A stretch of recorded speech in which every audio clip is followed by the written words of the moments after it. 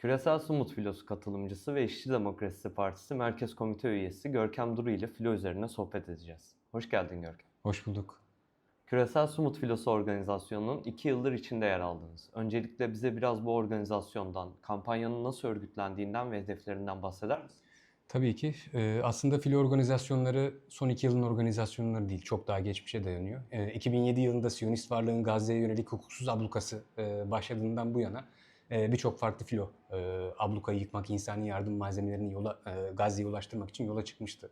İşte Mavi Marmara, Handala, Vicdan, Medlin gemileri bu filonun bazı örnekleri. Ama 7 Ekim 2023 ile beraber nasıl ki Siyonist varlığın işgal ve soykırımı yeni bir aşamaya geçtiyse, filo organizasyonu da aynı şekilde yeni bir aşamaya geçti diyebiliriz. Yani son 2 yılın belki geçmiş filo deneyimlerinden en büyük farkı uluslararası alanda çok daha büyük bir kampanya olarak örgütlenmesi. Keza bu hem gemi sayılarında hem de katılımcı sayılarındaki artışla da kitlelerin göz önünde gerçekleşti. Geçtiğimiz yıl ve bu yıl dünya tarihinin 2 en büyük filosu olarak yola çıktı organizasyon. Keza organizasyonun da doğasını veren de aslında bu koalisyonun gelişiyor oluşu. İşte Latin Amerika'dan, Avrupa'dan, ABD'den, Güneydoğu Asya'dan, diğer Asya ülkelerinden, Kuzey Afrika'dan birçok katılımcı, birçok farklı akımdan gelen katılımcı mevcut. İşte sendikalardan, sosyalist hareketten, feminist hareketten, ekososyalist hareketten, keza yine Müslüman ülke delegasyonlarından, aynı zamanda liberal hareketin temsilcilerinden. Ve bu organizasyonu bir araya getiren temel mesele de 4 temel talep. Bu 4 temel talep, işgalin sona ermesi, ablukanın yıkılması, soykırımın bitmesi ve insani yardım malzemelerinin Gazze'ye ulaştırılması. Ve organizasyona temel motifini veren de aslında bu birliğin sağlanabiliyor oluşu. Bu kadar farklı akım bu 4 temel talep etrafından bir arada tek bir hedef, tek bir amaç uğrunda yola çıkabiliyor. Aynı zamanda İşçilerin Uluslararası Birliği 4. Enternasyonel'in Uluslararası Yürütme Kurulu üyesisin. Enternasyonel olarak da seksiyonlarınızın olduğu 4 ülkede bu organizasyona destek verdiniz. Dünya Partisi'nin ve İşçi Demokrasi Partisi'nin bu kampanyaya politik desteğini ve filoya katılım kararını belirleyen faktörler nelerdi? Aslında yukarıda da demin de söylemeye çalıştığım gibi Küresel Sumut Filosu 7 Ekim 2023'ten bu yana Filistin mücadelesi için örgütlenen en büyük uluslararası kampanyalardan bir tanesi. Ve biz bu kampanyayı bir eylem birliği olarak tarif ediyoruz. Sonuçta çok farklı akımlardan, çok farklı görüşleri savunan katılımcılar var. Ve burada hani eylem birliği ne meselesi gerçekten bizce kritik bir yere oturuyor. Çünkü devrimci Marksist literatürde şunu hep söyleriz: acil talepler etrafından en geniş birliktelik. Aslında küresel sumut filosu bunun bir şekilde vücuda gelmiş hali. Yani nasıl bir Filistin'i tahayyül ettiğimiz konusunda ya da nasıl bir Orta Doğu'yu düşlediğimiz konusunda katılımcılar kendi içlerinde tartışsa belki çok başka yerlere gidebilir konu. Ama burada acil talepler etrafından sağlanan birlik zaten o harekete eylem birliği karakterini veren de bu. Demin saydığım 4 talep aslında filoya doğasını veren bir mesele. Yani biz de hem İşçilerin Uluslararası Birliği 4. Enternasyonel hem İDP olarak geçtiğimiz yıldan bu yana bu kampanyanın içerisinde yer almak gerektiğine kanaat getirdik. Çünkü 7 Ekim 2023 ile beraber Filistin hem dünya sınıflar mücadelesinin merkezine oturmuş durumda bizce, hem de Orta Doğu halklarının özgürlük mücadelesinin atardamarı durumunda. Bu nedenle bu kampanyanın dışında kalmak bizi çok Filistin mücadelesinin de dışında bırakabilirdi açıkçası. Ve geçtiğimiz yıl özellikle Arjantin kardeş partimiz Sosyalist Sol'dan vekil yoldaşımız Juan Carlos Giordano ve yine Sosyalist Sol'un önderlerinden Ezequiel Peresini gemilerde yer almışlardı. Bense gemilerde yer almasam da 20 gün Tunus'ta kalıp Tunus'taki hazırlık sürecine bilfiil destek olmuştum. Keza yine İspanya Devleti kardeş partimiz Internacionalist Mücadele İspanya Devleti'ndeki komitenin içerisinde yer alıyor. Ve geçtiğimiz yıldan farklı olarak bu yıl kendi katılımımızı da bir tık daha geliştirdik. Yine Brezilya kardeş partimiz Sosyalistik İşçi Akımı Brezilya'daki yerel komitenin içerisinde yer alıyor. Ben bu sefer Türkiye Komitesi'ne kampanya koordinasyon grubuna dahil olup hem daha kampanyanın örgütlenmesi sürecinde bilfiil destek oldum, hem de filoda gemilerde yerimi aldım. Yine Arjantin'den, Sosyalist Sol'dan geçen sene de katılan Ezequiel Peresini yoldaşımız ve yine vekil yoldaşımız Monika Schlauter, onlar da filoda yer aldılar.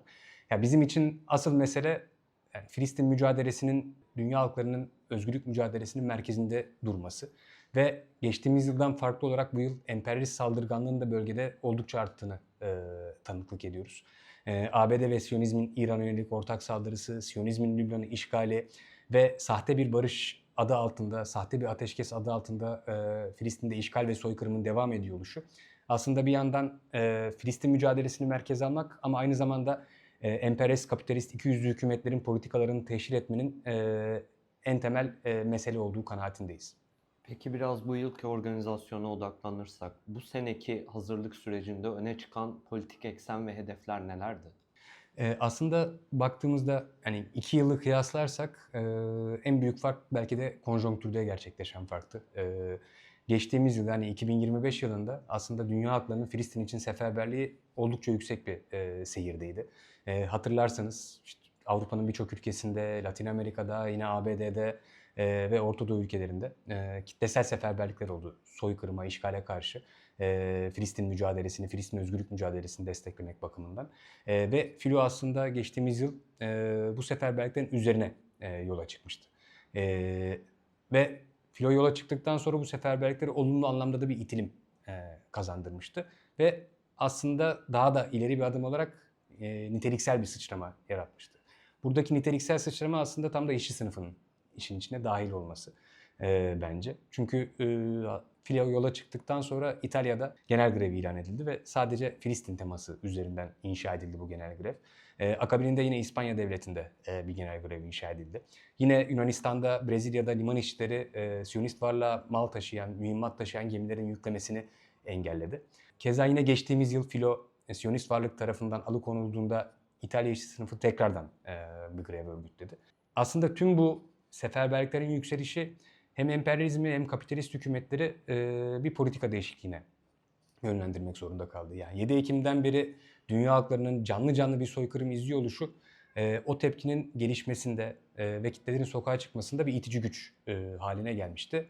Ve filonun işte alıkonulduktan ve katılımcılar serbest bırakıldıktan sonra tekrardan seferberliklerin devam ediyor oluşu emperyalizmin demokratik gerici bir taktik olarak sahte bir barış ve sahte bir ateşkes planı işlerliğe sokmaya itti. Bu da şu düzleme oturuyor açıkçası. Geri dönüp bakınca bu değerlendirme daha da kristalleşiyor bence. Birçok kapitalist devlet, kapitalist hükümet Filistin devletini peyderpey tanımaya başladı. Aslında bu şu demekti. Biz Filistin devletini tanımaya başlıyoruz. Kitleler sakinleşebilir ve kitleler sakinleşti. Ama Filistin devletini tanımak Siyonist varlıkla ilişkilerin kesilmesi anlamına gelmiyordu. Ve Siyonist varlıkla askeri, diplomatik, ticari, kültürel ilişkiler sürdükçe bunlar aslında soykırımın peyderpey devam etmesinin yakıtını oluşturuyor, arka planını oluşturuyor. Çünkü Siyonist varlık bir işgal devleti olarak tamamıyla dışarı bağımlı ve dışarıdan işte ticaret devam ettikçe kendi varlığını devam ettiriyor. Ve Siyonizmin varlığı aslında Filistin devletinin varlığını dışlayan bir yere oturuyor. Bu anlamda aslında sahte barış planı, Trump'ın öne sürdüğü sahte barış planı tam olarak tarihinin en izole dönemini geçiren Siyonist varlığa bir can suyu sağladı. Ve sahte ateşkesle beraber kitle hareketinde bir geri çekilme meydana geldi. Ve bu planın işlerliğe oturmasından, kitle hareketinin geri çekilmesinin akabininde Siyonizmin ABD ile beraber İran'a yönelik ortak saldırısına tanık olduk. Yine Siyonizmin Lübnan'ın işgaline tanık olduk. Ve tüm bunlar gelişirken aynı zamanda Filistin'de işgal ve soykırım da devam ediyordu. Ve bu yılın belki de politik anlamda en farklı yeri bizim de filo olarak yola çıkmazdan evvel bu sahte barışı kabul etmediğimizi dillendiriyor oluşumuzdu. Çünkü bu şu demek, biz Filistin devletini tanıyoruz, Siyonist varlıkla ilişkilerimizi sürdürüyoruz. Siyonizmin Filistin'de devam ettirmekte olduğu işgal ve soykırımı daha alt bir tondan sürdürmesine müsaade ediyoruz. Bu aslında apaçık bir şekilde soykırımın ve işgalin normalleştirilmesi. Ve biz bu normalleştirmeyi kabul etmediğimizi defalarca kez söyledik. Ve belki de bu yıl işte bu demin saydığım 4 talepten bir beşincisi olarak da normalleşmeyi kabul etmiyoruz talebi filonun merkezine oturan taleplerden biri haline geldi. Filoya katılım öncesinde nasıl bir hazırlık süreci yaşadınız? Nelere dikkat etmeniz bekleniyordu? Açıkçası bu yıl 4 farklı limandan yola çıkış oldu ve önce İspanya Devleti'nin Barcelona limanından, sonra İtalya'nın Augusta limanından, akabinde Yunanistan'dan gemiler yola çıktı ve en sonunda Türkiye'nin Marmaris limanından yola çıktılar. Zaten bu limanlarda Yaklaşık olarak 4-5 aydır gemilerin hazırlık süreci devam ediyor. Akabininde katılımcılar hangi limandan hareket edeceklerse yola çıkıştan 10-15 gün önce bu limanlara geçmesi gerekiyor ki buralarda belli eğitimler alınıyor. İşte meclis toplantıları gerçekleştiriyoruz. Zaten tam da yukarıda söylediğim politik eksenler bu toplantıların konuları. Çünkü tam da bu eylem birliğini yaratabilmek için aslında o politik düzlemde bir hemfikirlik gerekiyor. İşin bir yanı gerçekten bu politik eğitimlerin verilmesi. Filistin mücadelesinin tarihi kırılma anları neler? Onların hep birlikte tartışılması. Yine sonuçta gemiler katılımcıların yaşam alanları yola çıktıktan itibaren. Evet, her geminin bir kaptanı, her geminin bir organizasyon sorumlusu var. Ama sonuçta gemilerde olabildiğince demokratikte bir ortam var ve o katılımcılar bu geminin kendi yaşam alanlarını örgütlemekle mükellefler yol boyunca. Keza yine geçtiğimiz filo örneklerinde çokça tanık olduğumuz gibi Siyonist varlık bir şekilde gemileri bir tehdit olarak gördüğünden ötürü ya yoldayken saldırılar gerçekleştirebiliyor, ya dronlarla taciz edebiliyor ya da bir yerden sonra uluslararası sularda katılımcıları alıkoyup hukuksuz bir şekilde kaçırabiliyor. Aslında buna karşı da belli eğitimler almakla mükellefiz. İşte drone saldırılarına karşı nasıl davranırız? Geçtiğimiz yıl örneğin Tunus'ta gemilerimiz demirliyken dronlarla yangın bombası attı Siyonist varlık. Bunları söndürüp bir şekilde hızlı müdahale etmemiz gerekiyor. Keza bunu yoldayken de yapabilir. Hepimizin buna uyanık olması gerekiyor. Yine sonuçta Küresel Smut Filosu kendisini barışçıl bir kampanya, şiddetsiz bir kampanya olarak inşa ediyor. O bakımdan da Siyonist varlığın olası bir müdahalesinde nasıl davranılacağı da tüm katılımcıların ortaklaşmak zorunda olduğu başlıklardan bir tanesi. Demin başta da söylediğim gibi aslında bu 10-15 günlük süreçte tüm katılımcılar bu eğitimlere girmek zorundalar. Bu eğitimlerden sonra ancak ve ancak o politik ve örgütsel birliktelik sağlandığında gemilerde yer alabiliyorlar. Uluslararası sularda Siyonist varlığın işkence gemisinde alıkoyuldunuz siz de. Hükümetler yıllardır soykırıma seyirci kaldıkları gibi buna da seyirci kaldılar. Ardından Filo'nun Marmaris'ten hareketi sonrası Siyonist varlığın ikinci korsanlık girişimi yaşandı. Sonrasında katılımcıların çoğunun da işkence, cinsel taciz gibi beyanlarına tanık olduk. Bu süreci nasıl değerlendiriyorsun? Açıkçası yani soruda da bahsettiğiniz gibi yani 7 Ekim 2023'ten beri karşımızda bir soykırım var.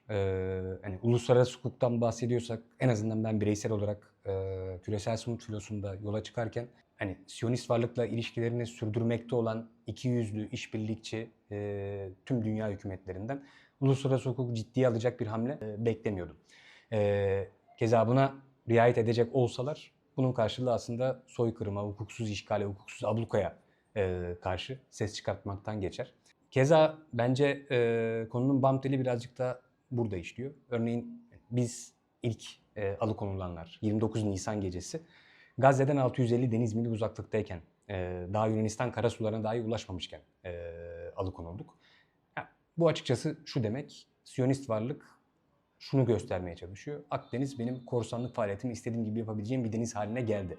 Çünkü siz bana bu özgürlüğü tanıyorsunuz. Bu özgürlüğü tanıyanlar kimler? Akdeniz'e kıyısı olan tüm devletler. Bir de orada şunu belki belirtmek gerekiyor.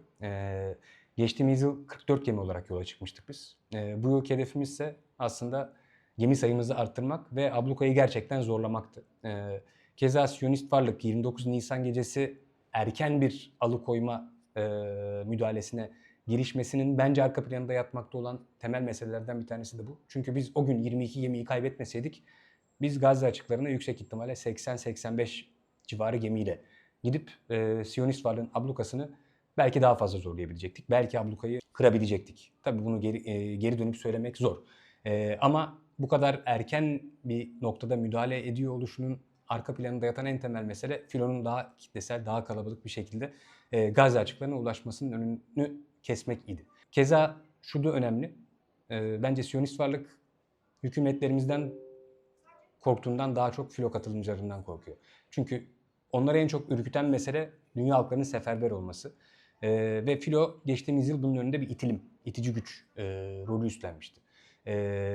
Yine Filo katılımcıları için yüzen bir hapishane inşa etmiş olmaları Filo katılımcılarına ya da Filo'dan ne kadar korktuklarının bir örneği. Demin söylediğim gibi biz 29 Nisan gecesi 180 katılımcı 22 gemi olarak alıkoyup bizler için inşa ettikleri bir deniz hapishanesine götürdüler.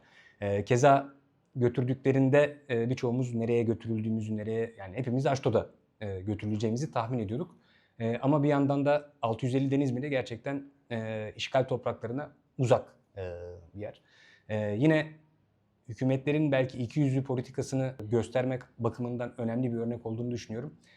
29 Nisan gecesi benim gemim saat 10.30-11 sularında Siyonist varlık tarafından alıkonuldu. Ve alıkonulmadan yarım saat evvel Yunanistan sahil güvenliğine ait bir gemi bizim gemimizin oldukça yakınından geçti. Bayrağını seçebiliyorduk.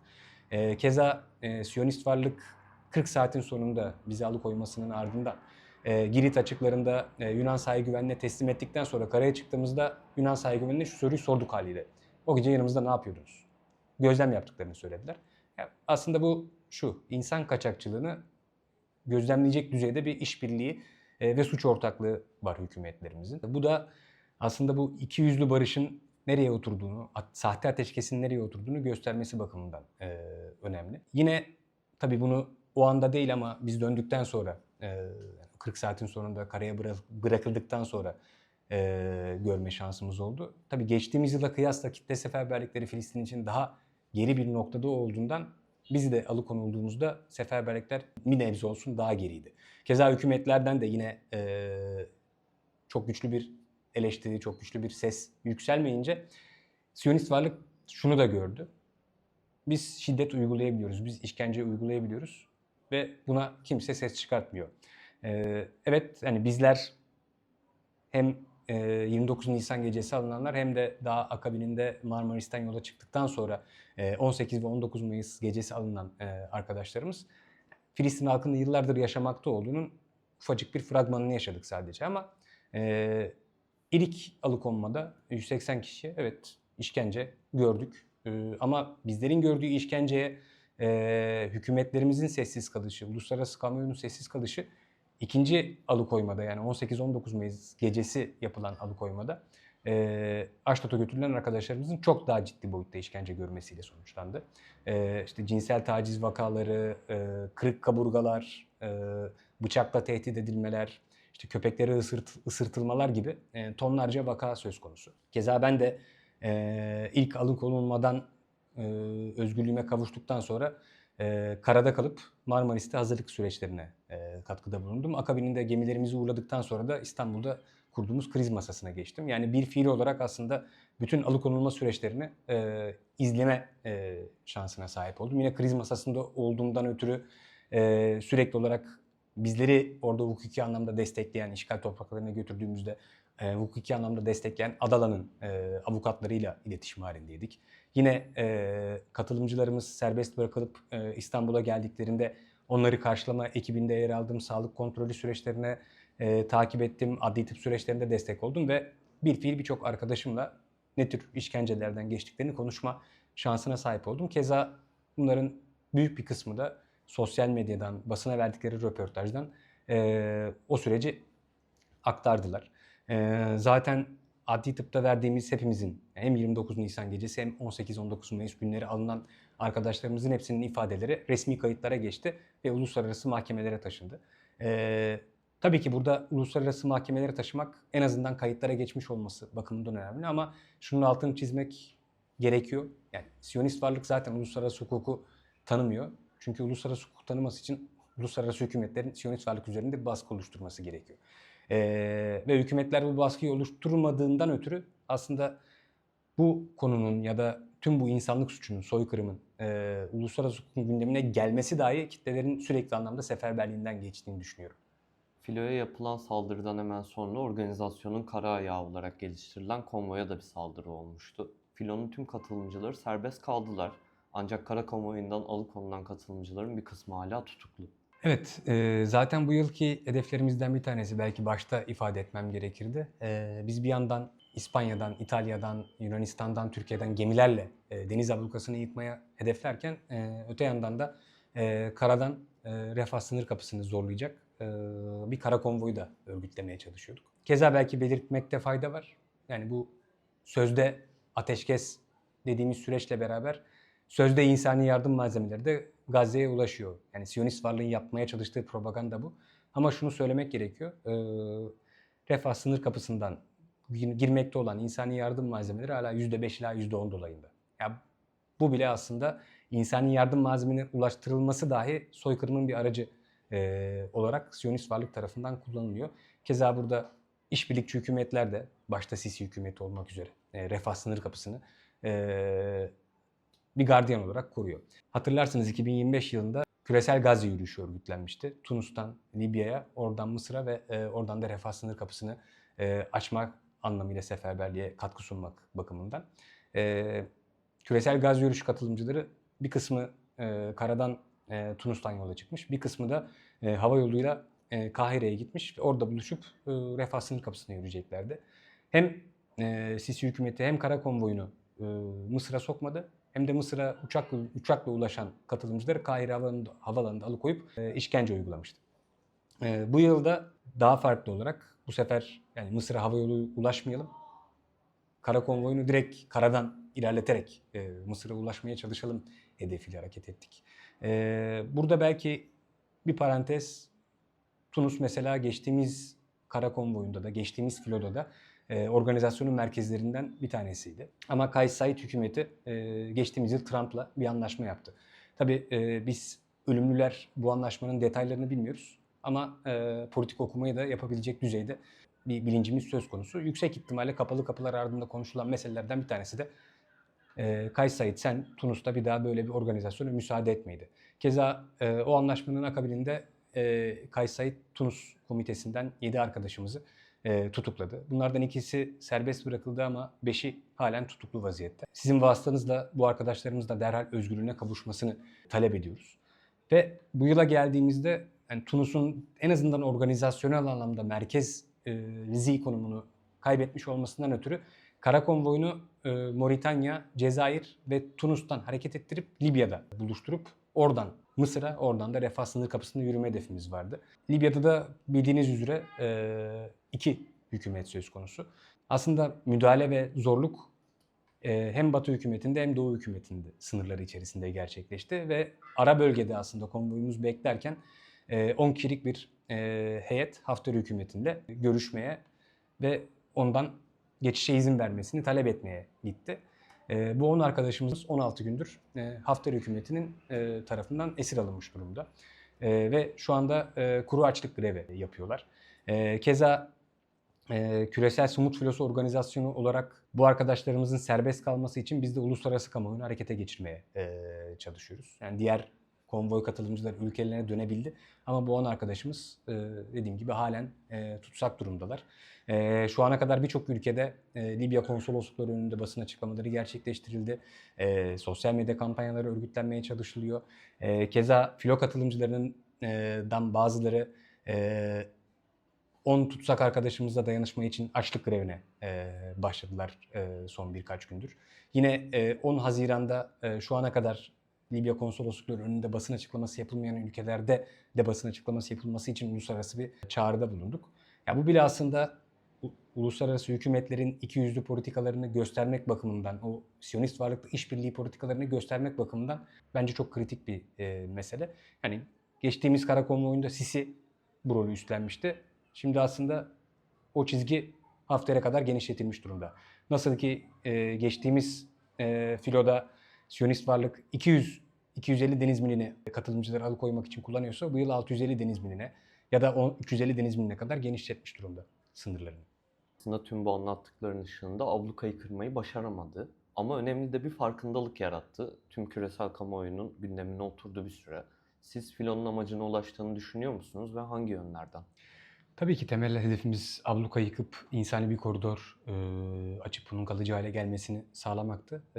Ama tabii geçtiğimiz filo deneyimlerinde de gördüğümüz üzere maalesef şu ana kadar ablukayı yıkma hedefine ulaşamadık. Ama tabii ki temel hedeflerimizden bir tanesi de Filistin mücadelesinin gündemde kalması. İşte ikiyüzlü, işbirlikçi, suç ortağı hükümetlerimizin Siyonist varlıkla ilişkilerinin teşhir edilebilmesi. Belki geçtiğimiz yıllardan farklı olarak bu yıl Siyonist varlığın filo katılımcılarına çok daha yoğun bir işkence uygulaması. Ve burada aslında Ben Gvir'in kendisinin bu videoları basına servis ettirmesi şunu göstermesi bakımından önemli. Uluslararası kamuoyunda şu algı yaratması bakımından önemli. Yani, filo katılımcılarına böylesini yapan bir işgal devleti Filistin halkının neler yapabiliyordur? Ya bunun düşünülmesi bile bence gündem haline gelebilmesi bile önemli. Bir diğer mesele yine ön plana çıkartmaya çalıştığımız ki bunun birkaç tane trajikomik örneği de var. 29 Nisan gecesi biz alıkonulurken yakınımızdan bir yük gemisi geçiyordu. Siyonist varlığa mühimmat taşıyan. Yine İspanya'da yola çıkıp İtalya'ya gelen gemilerimiz yol üzerinde Siyonist varlığa mühimmat taşıyan bir geminin önünde eylem yaptılar. Tabii ki oradaki hedefimiz gidip o yük gemisini durdurmak vesaire engellemek değildi. Ama daha çok bir teşhir ve kamuoyunda ilişkilerin kesilmesi, Siyonist varlıkla ilişkilerin kesilmesi mücadelesini yükseltmekti. Bence bu anlamlarda filo tabii ki başarılı oldu. Yine geçtiğimiz yıla kıyaslarsak, bunu daha önce söylemiştim, Filistin için dünya halklarının seferberliği bir nebze olsun geri çekilmiş durumda. ABD ve Siyonizmin İran'a yönelik ortak saldırısı, Siyonizmin Lübnan'a işgali Filistin'i daha geri gündem maddelerine gitmiş durumda. Ama Orta Doğu halklarının özgürlük mücadelesinde Filistin en birincil mücadelelerden bir tanesi. Bunun tekrardan o birincilliğini kazanmaya oturması bile bizim açımızdan önemli diye düşünüyorum. Tabii yine bu belki bu yıl çok gelişmedi. Sadece İtalya'ya sınırlı kaldı ama biz İtalya'dan, Augusta Limanı'ndan hareket etmezden bir gün önce Livorno liman işçileri Siyonist varlığa petrol götürecek bir gemiyi engellemeye çalıştılar. Yine biz yola çıktıktan sonra İtalyan işçi sınıfı liman işçileri önderliğinde bir genel grev örgütledi Filistin temasıyla. Evet, geçtiğimiz yıl daha fazla ülkede işçi sınıfı Filistin için seferber olmuştu. Bu yıl belki şu ana kadar daha çok İtalya ile sınırlı kaldı bu. Ama bu örneklerin hala gerçekleşebiliyor olması mücadelenin de ilerletebileceğinin örneklerinden bir tanesi diye düşünüyorum ben. Bahsettiğin gibi aslında Sumut tüm dünyadan birçok farklı siyasi eğilimi barındıran bir kampanya grubu ve Gazze'deki ablukayı kaldırmak hedefiyle, o ablukayı kırmak hedefiyle ortak hareket ediyor. Türkiye'de bu süreç nasıl örgütlendi? Bunu biraz merak ediyoruz. Sen nasıl dahil oldun ve sosyalist hareketin ve sınıf hareketinin bu sürecin neresinde, ne kadarında yer alabildiğinden de biraz bahsedersen seviniriz. Yani başta da söylediğim gibi ben 2 yıldır Filo'nun parçasıyım ama tabii ki geçtiğimiz yıl çok daha son anda dahil olabildim. Yani önden hazırlık süreci, kampanya sürecine çok fazla dahil olamamıştım.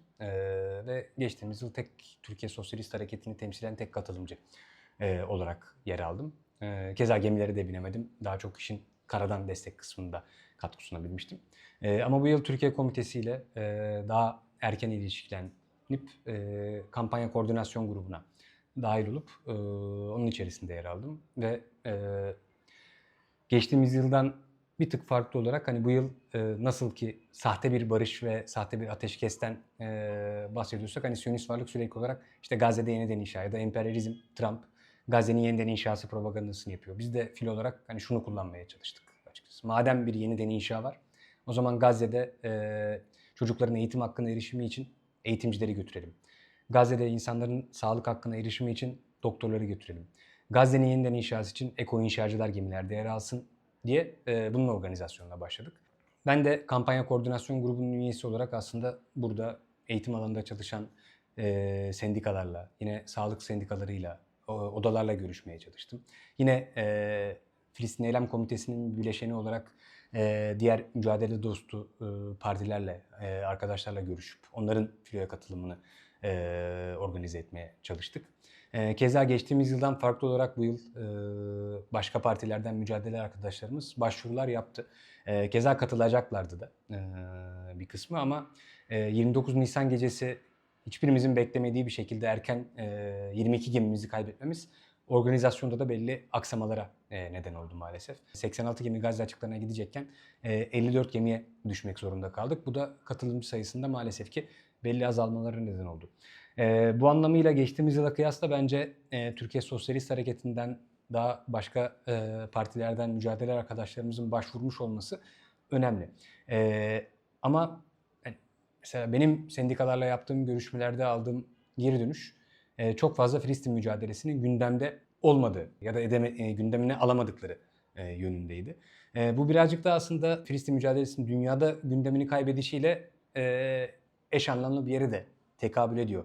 Ama geri dönüp baktığımızda maalesef yani Türkiye Sosyalist Hareketi ve mücadeleci sendikalar olarak biz Filistin mücadelesindeki öncü rolümüzü geçtiğimiz yıllara kıyasla yitirmiş durumdayız. Yani geçtiğimiz yıllardan kastım 2000'lerin başı, 2009'lara kıyaslarsak biraz yitirmiş durumdayız. Yani mücadelemiz birazcık daha belirli günler ve haftalarla tırnak içinde sınırlı kalmış durumda. Ya da biz Filistin Eylem Komitesi olarak kritik dönemeçlerde eylem çağrıları yapsak, işte önemli saldırılarda reaksiyon eylemleri yapmaya çalışsak da daha çok eylem komitesinin bileşimini harekete geçirebiliyoruz. Ama tabii ki eylem komitesinde olan hem Sosyalist Parti sayısı hem sendika sayısı sınırlı. Bu da meselenin işte Nakba belirli günler ve haftalarda gözüküp sonra geri çekilmek gibi bir noktaya itiyor. Ama mesele aslında bu seferberliklerin sürekli hale gelebilmesi. Burada iki tane önemli mesele var bence. Yani bizim bunu gündemde tutarken nereden tutacağımızı kestirebilmemiz bakımından. Yani bir aslında 7 Ekim 2023 yılında Siyonist varlığın işgal ve soykırımının yeni bir aşamaya geçmesi yani bütün suç ortağı ikiyüzlü hükümetleri daha fazla teşhir etti. Bundan payını Erdoğan hükümeti de aldı.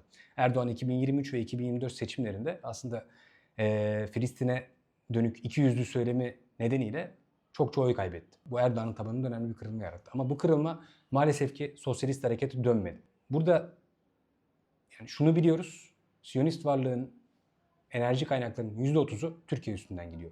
Yani Erdoğan kendisini ne kadar Filistin dostu olarak göstermeye çalışsa da arka planda bütün ilişkilerini devam ettiriyor.